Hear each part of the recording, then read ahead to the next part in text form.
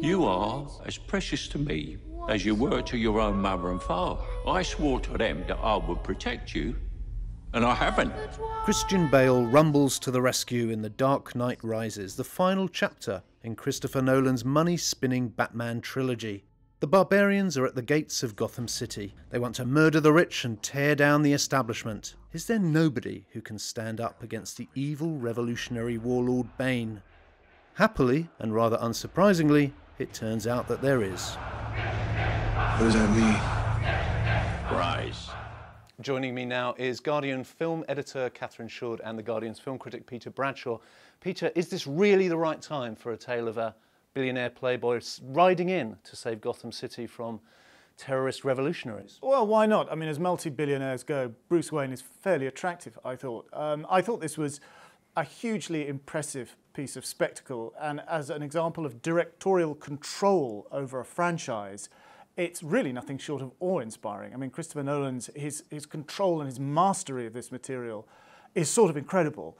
Having said that, I have to say I was a little bit, I hardly dare say it out loud, I was a little bit underwhelmed by The Dark Knight Rises, despite the fact there are loads of brilliant things in it.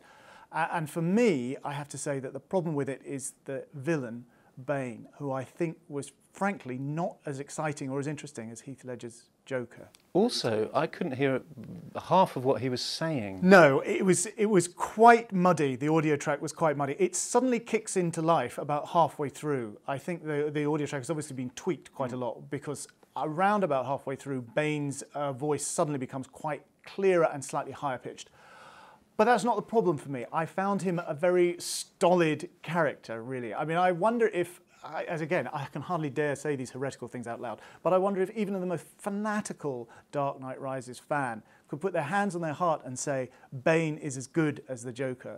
I'm not sure they could. Well, he's much more of a stolid figure, He's a much more stolid, I mean, Heath Ledger was this sort of slippery Yeah, and agent. also I think there was a sense that the Joker and the Batman were playing kind of chess in a way. They were outsmarting each other and kind of playing strategy with each other, whereas the Batman versus Bane is much more of a sumo contest, a very physical clash, which is kind of impressive in a way. It's of a piece of this operatic and very visceral film, but I found it less interesting. Catherine, did you prefer The Dark Knight Rises when Bane's voice gets a bit squeakier? I did, because you could understand occasionally what he was saying. But I mean, I think as a... It's like a chipmunk sometimes, isn't it, towards the end? Very much. I think the other thing is that it's not really... I mean, it is a performance, but it could almost be anyone. It could be sort of Rent-A-Wrestler. It doesn't have to be Tom Hardy. I mean, it might have been one of you two. I don't know, you know, it's possible. I body doubled him for a couple of things, yeah. I did suspect. But I think the whole... I mean, I had a sort of basic problem with the sort of, I know the Joker was, I don't know, I've got to take him terribly seriously, but at least he did sort of have a bit of a giggle. This film is just so unbelievably serious, and I think that does make you sort of take it less seriously in a funny kind of way. So anything that's going to make you laugh, like Tom Conti coming in as the sort of the Russian, wise old hermit.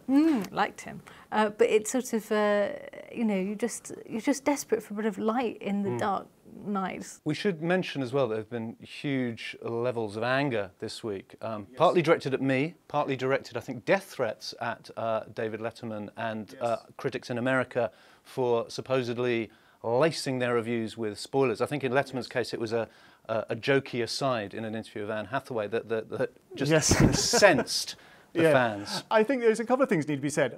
One is that your piece did not have any spoilers in it. I mean, I don't know whether there's any point in me saying it anymore, but it didn't. And I sometimes worry that the spoiler charge has morphed in recent years from being an entirely legitimate consumer complaint, entirely legitimate, to being an all-purpose act of fanboy aggression, which can be sprayed at any critic or any journalist who happens to mention something that happens in the movie.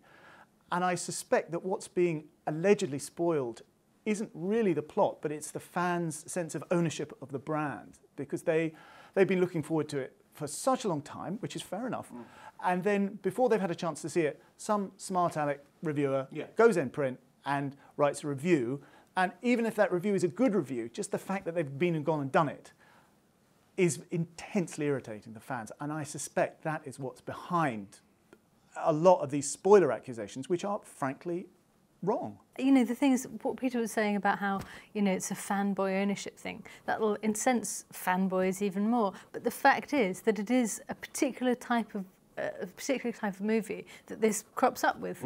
You know, I mean, you don't have people complaining about spoilers in The Tree of Life, you know, and saying, oh, dinosaur, you know, that never comes up. Having said all that though, Peter, what do you think of the ending of the film? That is incredible when George Clooney